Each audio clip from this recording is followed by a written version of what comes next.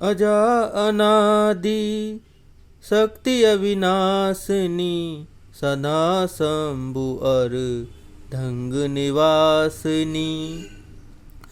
जग संभव पालन ले कारिणी, निज इच्छा लीला बपुधारिणी। ये अजन्मा अनादि और अविनाशिनी शक्ति है, सदा शिव जी के अर्धांग में रहती है। ये जगत की उत्पत्ति, पालन और संहार करने वाली है और इस अपनी इच्छा से ही लीला शरीर धारण करती है। जन्मी प्रथम दक्ष गिरह जाई, नाम सती सुंदर तनु पाई।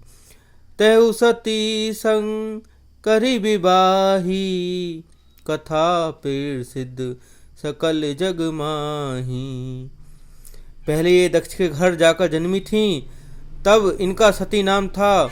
बहुत सुंदर शरीर पाया था। वहाँ भी सती शंकर जी से ही ब्याही थीं। यह कथा सारे जगत में प्रसिद्ध है। एक बार आवत शिव संगा, देखूं रघुकुल कमल पतंगा। भयो मोहि शिव कहाने कीन्हा, ब्रह्म बस वेशु सिय कर लीना। एक बार इन्होंने शिव जी के साथ आते हुए रघुकुल रूपी कमल के सूर्य श्री रामचंद्र जी को देखा। तब इन्हें मोह हो गया और इन्होंने शिव जी का कहना नहीं मानकर ब्रह्म सीता जी का वेश धारण कर लिया। सिय वेशु सती जो कीनिते ही अपराध, शंकर परिहरि हर बिरह जाई बहोरी। पितृ के यज्ञ जोगानल जरी, जब अब जन्मी तुमरे भवन। निज पति लागी दारुण तपु किया, अस जानी संशय तजु। गिरिजा सर्वदा शंकर प्रिया। सती जी ने जो सीता का वेश धारण किया, उसी अपराध के कारण शंकर जी ने उनको त्याग दिया। फिर शिव जी के वियोग में ये अपने पिता के यज्ञ में जाकर वहीं योगाग्नि से भस्म हो गईं। अब इन्होंने तुम्हारे घर जन्म लेकर अपने पति के लिए कठिन तप किया है, ऐसा जानकर संदेह छोड़ दो। पार्वती जी तो सदा ही शिव जी की प्रिय अर्धांगिनी हैं। सुनी नारद के बचन तब सब कर मिटा विषाद है। छन महु व्यापेउ सकलपुर घर घर यह संवाद है। तब नारद के वचन सुनकर सबका विषाद मिट गया और क्षण भर में यह समाचार सारे नगर घर घर में फैल गया। तब मैं नास हिमवंतु आनंदे, पुनि पुनि पार्वती यह बंदे। नारी पुरुष शिशु जुबा सयाने, नगर लोग सब अति हर्षाने। तब मैना और हिमवान आनंद में मगन हो गए और उन्होंने बार बार पार्वती जी के चरणों की वंदना की। स्त्री पुरुष बालक युवा और वृद्ध नगर के सभी लोग बहुत प्रसन्न हुए। लगे होने पुर मंगल गाना, सजे सभी टक घटनाना।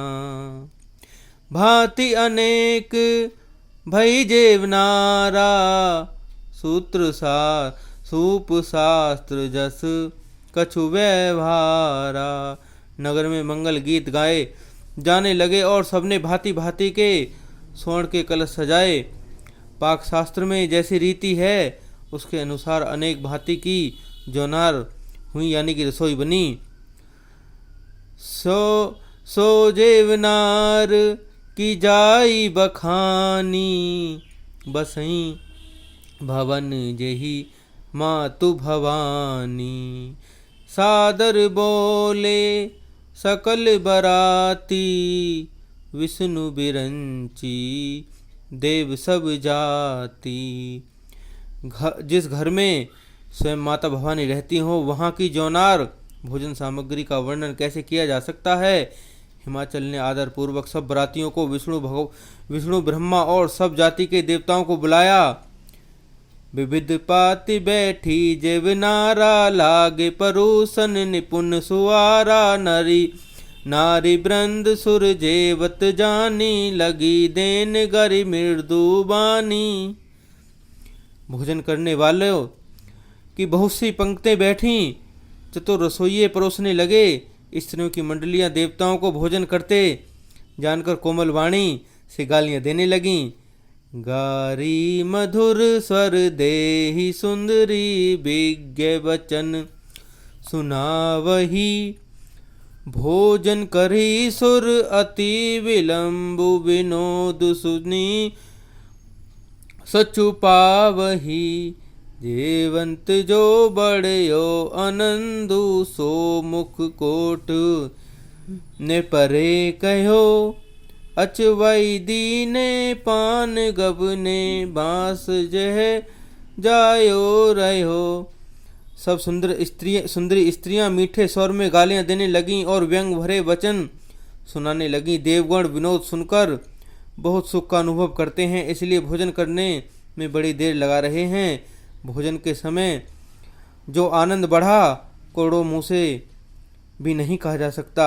भोजन कर चुकने पर सबने हाथ मुंह धुलवाकर पान दिए गए। फिर सब लोग जो जहाँ ठहरे थे वहाँ चले गए। बहुरी मुनि हिमवंत कहू, लगन सुनाई आइए। समय बिलोक विवाह कर पटए, देव बुलाइए। फिर मुनियों ने लौटकर हिमवान को लगन पत्रिका सुनाई और विवाह का समय देखकर देवताओं को बुला भेजा। बोली सकल सुर सादर लीने, सबई जदोचित आसन दीने। बेदी वेद दे विधान सवारी, सुबग सुमंगल गावई नारी।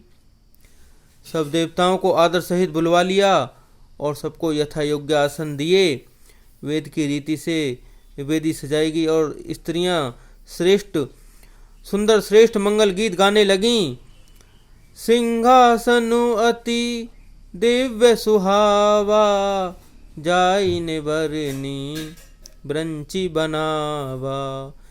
बैठे शिव विप्रन सिरुनाई, हृदय सुमिरी निज प्रभु रघुराई। वेदिका पर एक अत्यंत सुंदर दिव्य सिंहासन था जिसका वर्णन नहीं किया जा सकता, क्योंकि वह स्वयं ब्रह्मा जी ने बनाया हुआ था। ब्राह्मणों को सिर नवाकर और हृदय में अपने स्वामी श्री रघुनाथ जी का स्मरण करके शिवजी उस सिंहासन पर बैठ गए। बहुरी मुनीसन उमा बुलाई, करी सिंगारु सखी ले आई।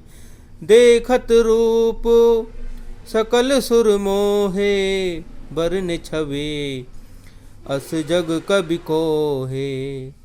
फिर मुनीश्वरों ने पार्वती जी को बुलाया। सखियां श्रृंगार करके उन्हें ले आईं। पार्वती जी के रूप को देखते ही सब देवता मोहित हो गए। संसार में ऐसा कवि कौन है जो उस सुंदरता का वर्णन कर सके।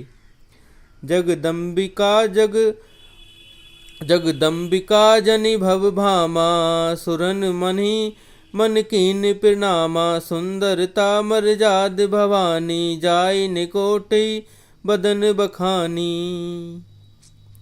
पार्वती जी को जगदम्बा और शिव जी की पत्नी समझकर देवताओं ने मन ही मन प्रणाम किया। भवानी जी की सुंदरता की सीमा है, करोड़ों मुखों से भी उनकी शोभा नहीं की जा सकती। कोटहि बदन नहीं बरने, नहीं बने बरनत जग जननी शोभा महा।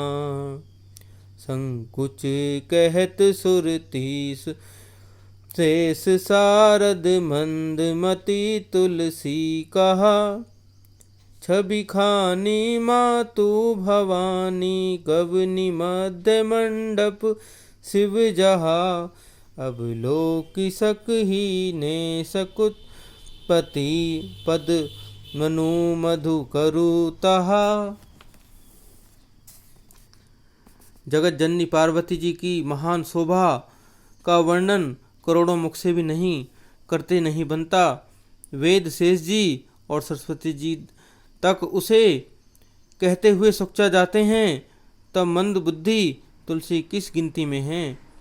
सुंदरता और शोभा की खान माता भवानी मंडप के बीच में जहाँ शिवजी थे वहाँ गईं। वे संकोच के मारे पति शिवजी के चरणों को देख नहीं सकती, परंतु उनका मनरूपी भौरा तो उसी का रसपान कर रहा था। जो आगे की पंक्तियां हैं इन्हें अगली वीडियो में पढ़ेंगे। जय श्री राम।